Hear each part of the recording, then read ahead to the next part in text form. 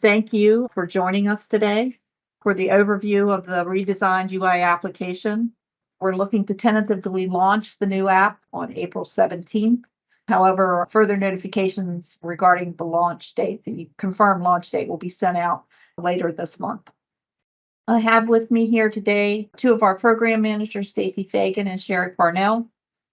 And we're going to go ahead and get started showing you the new motor carrier web application for the UIIA. So I'm going to log into one of our test accounts here.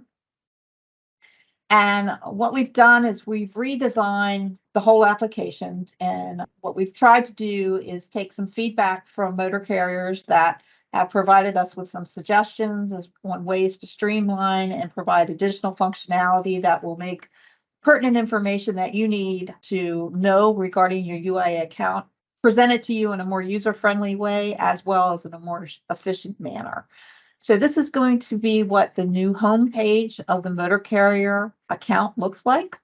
So if we take it into three panels, so looking at this first panel here, you'll see we'll have the company name. It'll show your next bill date. It'll also show whether you've got the auto pay feature online, because we do have the ability for you to set auto pay so that it'll automatically charge your credit card for your annual UIIA fee each year if that's what you would like to do.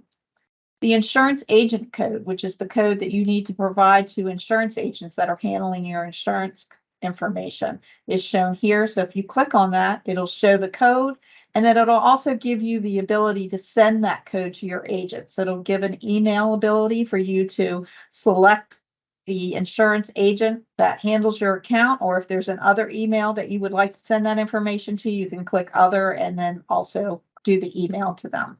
Here, it's going to show you any insurance policies. If you have insurance coming up for renewal, that's going to be displayed to you now on your homepage.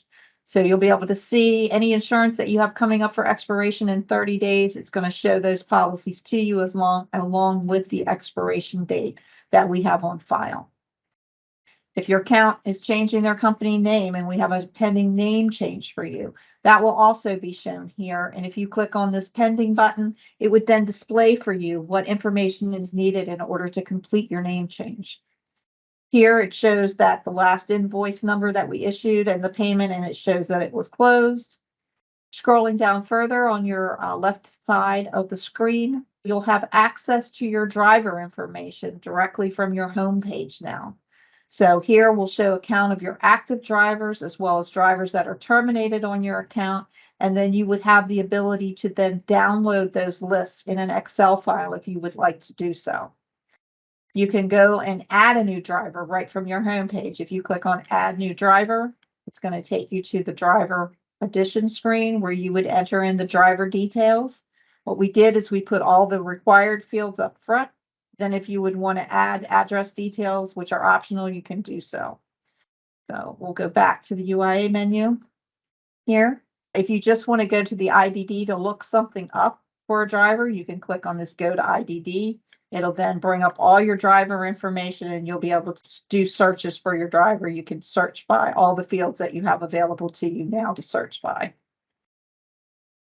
Going back to the home page, one of the new functionalities that we've added is the ability to access driver vehicle examination report information through your UIIA application. UIIA does have a separate application that it has in place now called the Driver Vehicle Examination Reporting Service, where what we do is we have a link with the FMCSA where we get driver vehicle examination reports that are a result of roadside inspections. If you would like to have that information made available to you so that you ensure that you get a copy of any citations that are issued to your company and we get them from the FMCSA, then you can have access to that information here. This will show you the total DVERs. It would then show you here the actual information related to the DVERs, where you can see the DVER details here on the actual citation. And then if you would want to download that citation, you have the ability to download it. You can also use the search functionality to search for, say, violations in a specific state. If you would want to do that, you could then, and then it would only bring up those citations for that specific state. You could then select certain violations. If you wanted to download them, it gives you the ability to download that information here. If you're not currently subscribed to our DVER application, it will ask you to add your email. If you click add email, it's going to ask you to put in the email address where you would like those DVERs to be sent to. And what we would be sending you is a page 2 to the citation, and it would be in a PDF format.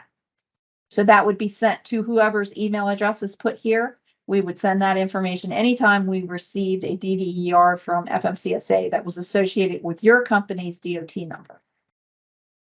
We'll close that, go back to the home page. You get to the middle portion of the screen and you'll have your approved and not approved providers. So you can download a list of those if you choose to do so. You also have the ability to look at those on the third panel here where it says approved providers. So it'll show a list of those providers, and the not approved providers, it'll show a list of those. For the not approved providers, you'll see there's some icons added here. The first icon will tell you what information is needed. And what we did is we did away with the smart checklist that we have now because a lot of people were very confused with that. So what we did is try to simplify it, and only thing that we're going to list is the actual information you're missing. The current smart checklist shows everything, including the requirements. This will only show you information that's needed to be completed. So for this particular example, the company would need to complete the CSX addendum, and they also need to complete the credit app. So if they clicked here, it would bring up the online addenda form for them to complete. And as you can see, it gives the ability to accept the terms and conditions. And we're going to be implementing electronic signatures for all online addenda completions, as well as the signature page to the UIIA. And we'll go over that in a little more detail as we move through the application. So you can see here, there's a listing that says print contacts for member specifics. We do have specific equipment providers in the UIIA that require the motor carrier to request to be flagged for them once you meet all of their insurance requirements. So irregardless of whether you meet their requirements, you would not show approved for them until that particular provider had flagged your company in the system.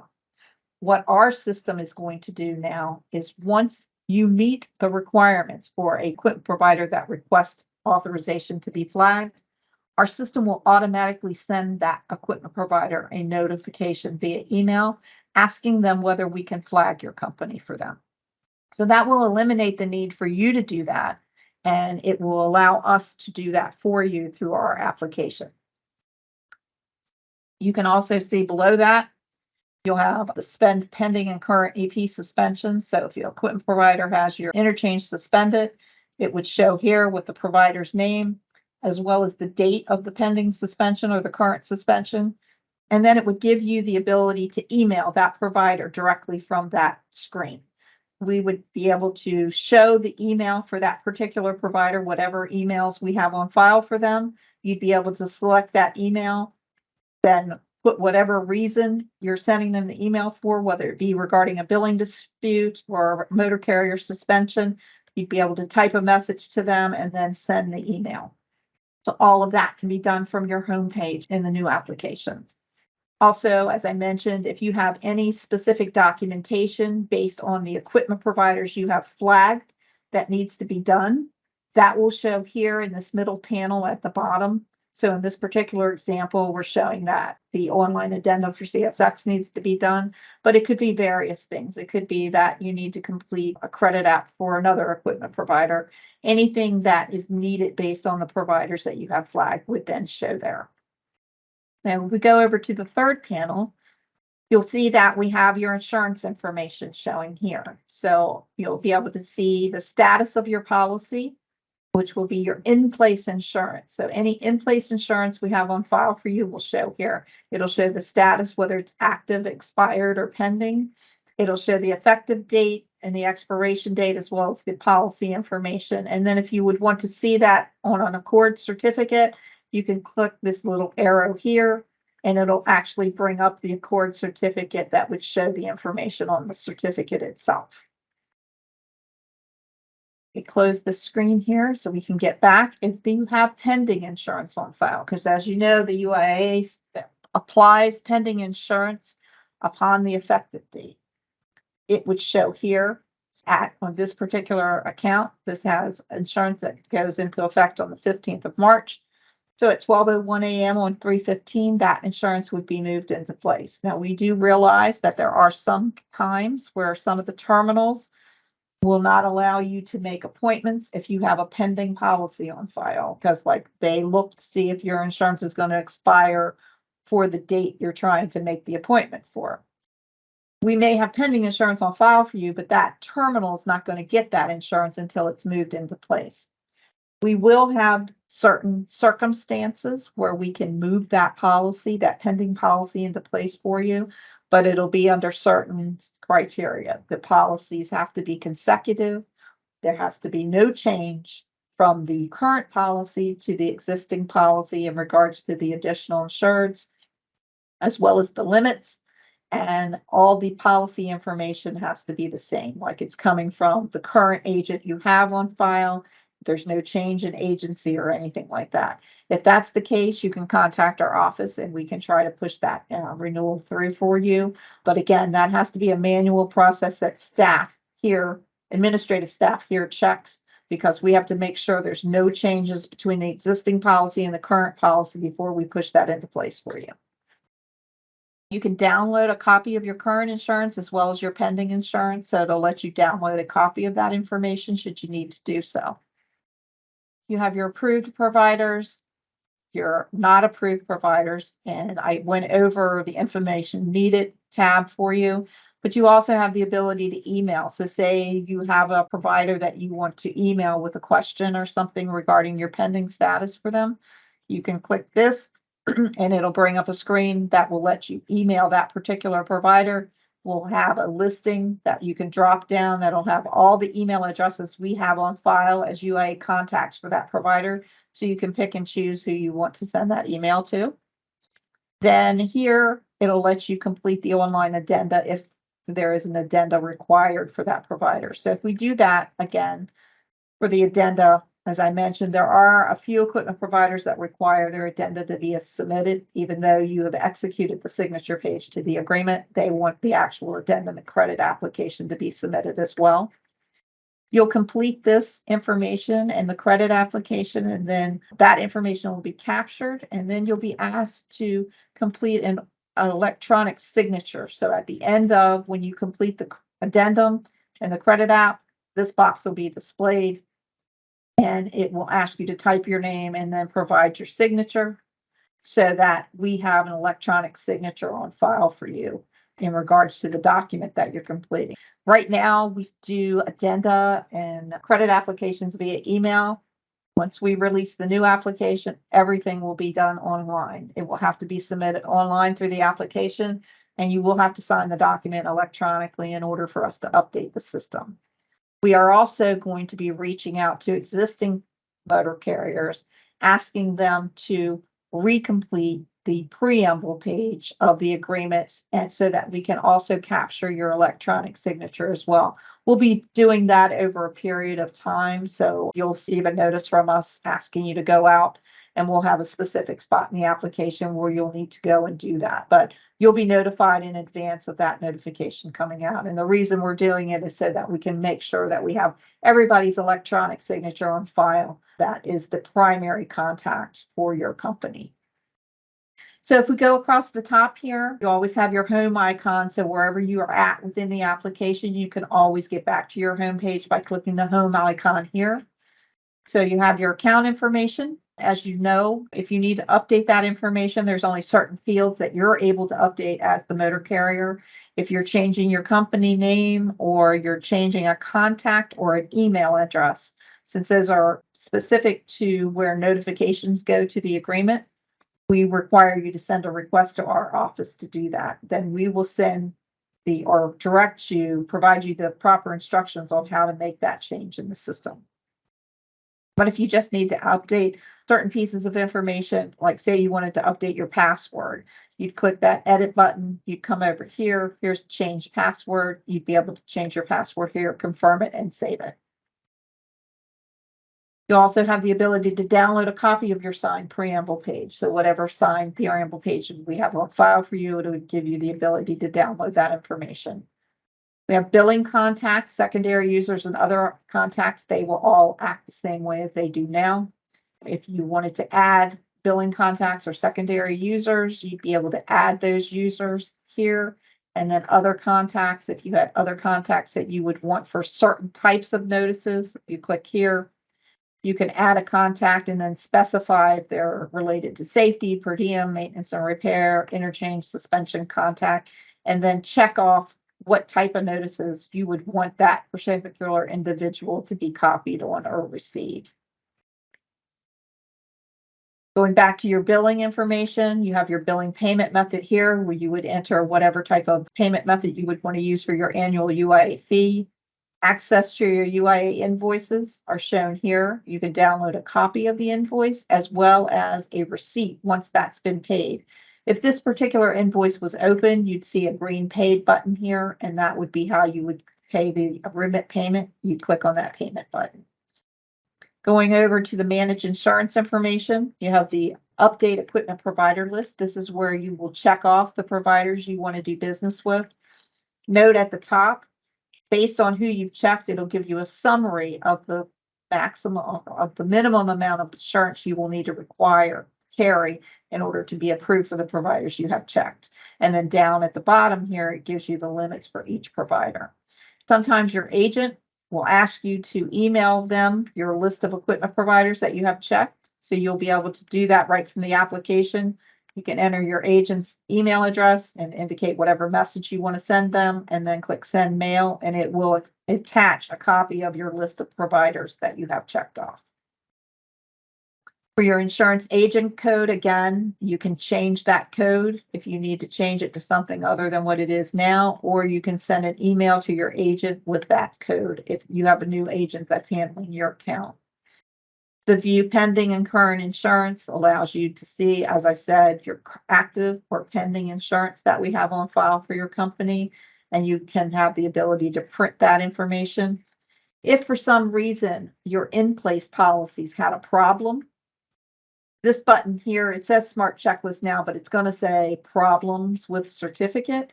That would have a button here that would tell you if there's any issues with this particular certificate that we have on file for you. The same would go for your pending certificate. So that's a new feature that's going to be added. It's just we haven't had a chance to add that portion of it yet. Access driver database. You'll be able to access your database of drivers anytime you would want. Do the driver search. Add a new driver. If you're adding a new driver, the screen comes up and lets you add that. And then you can download a report of your drivers if you needed to do so. Go back from your driver. You want to go back to the UIIA menu. Street interchange application. We are currently working on a new web interface for the street interchange application as well right now. Once we first deploy the application, it probably is going to continue to take you to the current page. Probably sometime in second quarter, we hope to be able to launch the new web interface for the street interchange as well. We'll send notifications out before that's done though, but for right now, it'll take you to the current web interface that you're using for the street interchange. Download EP addenda. You have the ability to do that now, where it allows you to download all the EP addenda in a PDF file, as well as if you want to download just free time and per diem, you'll be able to have that functionality as well, just as you do now. We come over to the other column. The View EP Motor Carrier Status kind of lets you see at a snapshot for each equipment provider, whether you're approved or you're not approved. If you click on that, it's going to show you the reason why you're not approved so that you can take whatever action you would want to do there. The member flag is basically if they're a member-specific provider and they request to be flagged, it'll show a yes there. And then we do have some equipment providers that use an internal known as code. If that's the case, it would be shown there. Coming down, there's an EP contact directory. So for all the equipment providers, whatever contacts they have provided us, they would be listed here. And if they were provided for a certain type of contact, you would be able to see the type of contact that it was, so that if you have an issue or need to get in contact with anybody, you'll be able to do so and come here and look to see if we have a contact for the provider. Name SCAT code changes. If you need to change your company name or your SCAT code, that will be listed under the other, and then you would just follow the instructions after you click on change name and SCAC. And once your name change is pending, you'd come back here to do view name change and SCAC code changes to see what information is missing. Company profile information. Right now, this information is provided on a voluntary basis by the motor carrier. We are going to be capturing information that is reported on behalf of your company through DOT for like your equipment type, number of drivers, cargo handled. That information will be able to be captured from the API that we're going to have set up with FMCSA. So when you come out here, if you check this information, once the new application is deployed, you'll see data here in these fields that you may not see now. We also encourage you to provide demographic information and what different areas, geographic regions you service. That's an idea that you would possibly want to take advantage of so that in case equipment providers are looking for carriers in a certain area, they'd be able to know where you have services that you provide. The equipment return location directory right now is not being used by many equipment providers, and it's very cumbersome for them to use. So we are revamping this. So stay tuned for new information on the equipment return location directory. We're going to make it much easier for equipment providers to be able to maintain their information through IANA's website. Hopefully, we'll have some of the equipment providers take advantage of that. That way, you'll have everything at a centralized website that you'll be able to see. The driver vehicle examination report is, again, a new functionality that we're providing where you have access to the roadside citation information. And then if we come over here at the top, you see where your company information is shown here. If you click that drop-down menu, this just gives you a link to get back to your managed account information. It also provides that electronic signature box. So this is probably where we will direct you when we reach out to you to do a new preamble page to get your electronic signature. We'll probably have a link here where you can complete the preamble page and then also to fill in your electronic signature. And then another new item we're having, you're going to have access to your notifications.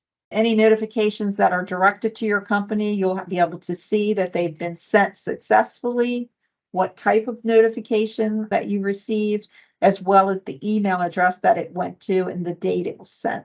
And then you'll have the ability to download that notification if you want to.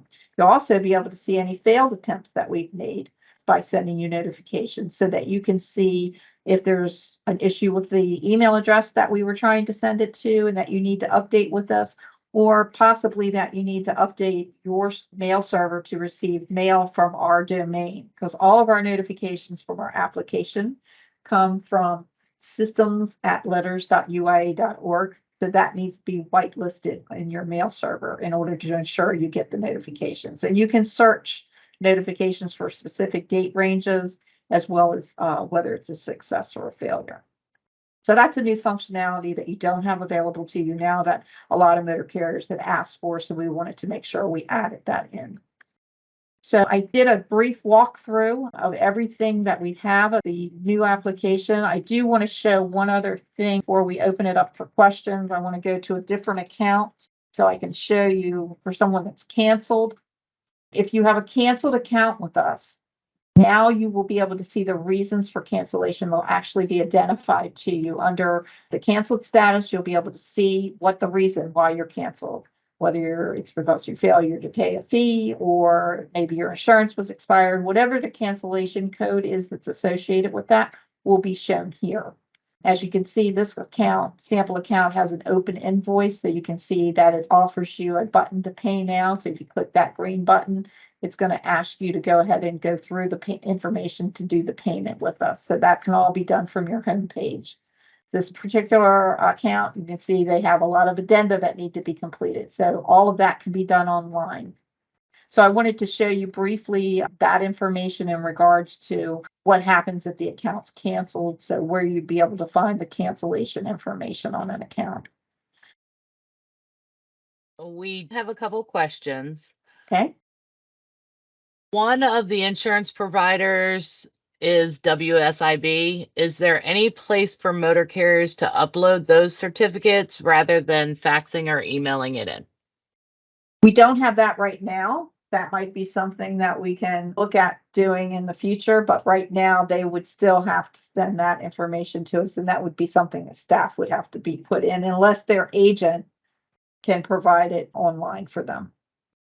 Will the application direct the user to complete certain fields and select mandatory or optional fields as they progress through a setup? The new user, when they come online, they'll be able to see here where they have like the reason for their pending application. It'll show what's missing for them. So as they progress through the process, it'll be up to them to come out and check their account, because they're going to need to check to see what status they're in as far as where they are in the process. But it will list and identify the missing information that they need in order to complete their account.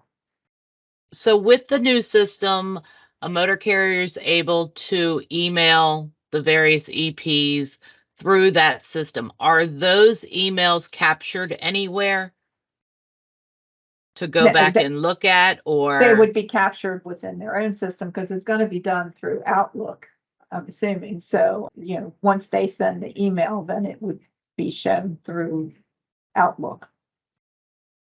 But we can double check that for them as well. Okay. The secondary contacts, if I have a particular person that I want any per diem invoices to go to, is that where I would use the secondary or other contact? No, if you want a contact to receive, like, what was it again, Stacy? So like a per diem bill, so a bill from one of the steamship lines. No, the per diem bill is going to go to the master UIIA contact. Whatever primary email address we have on file for the motor carrier, that will be where that they send that per diem invoice, because that's where they're required to send it based on the agreement. Okay, and a quick question on the DVERs. Is there an option to review and see the DVERs for any user, or is it a service which has to be added? You'd only have access to your own company's DVERs. And you would only have them once you've put in your email if you're not already signed up for that. Correct. Okay. One thing while you're looking, just to let people know as well, one other thing we've added is if your account is in a canceled status, we hold canceled status for payment for 60 days before account is deleted. And for insurance, we hold it, or for other reasons, it's 90 days. So this will give a message on the screen if your account is in jeopardy of being deleted, if you're in a canceled status. So that will be shown as well to you. Okay, and the last question I have here for self-insured motor carriers, that information still has to be emailed as well. It can't be done through the new system. That's correct, because staff has to look at that before it's entered. Well, I think we certainly will look forward to releasing the new application. We think what we've done is try to make information more user-friendly and more upfront for trucking companies, as based on the information we know that you are looking for when you're coming to the web portal. But certainly once we deploy the application, we look for feedback, and we can certainly take any other suggestions under review as far as if they're feasible to introduce in the future. We will be in contact with you sometime later this month to provide a definitive date that we plan to launch the application. Please note that when we do launch it, all of your usernames and passwords that you currently have will still be in place. You won't need to do any changes with that information, but we will send notification of the definitive date. We're looking at the date of April 17th, and we're pretty sure that's going to be the date. So with that concludes the overview for today. We certainly thank you for attending this session, and stay tuned for further information regarding the new launch. We have recorded this session. We will make that available to those that attended today, and we'll send a link of that recording to you via email once it's available. Thank you very much, and have a good afternoon.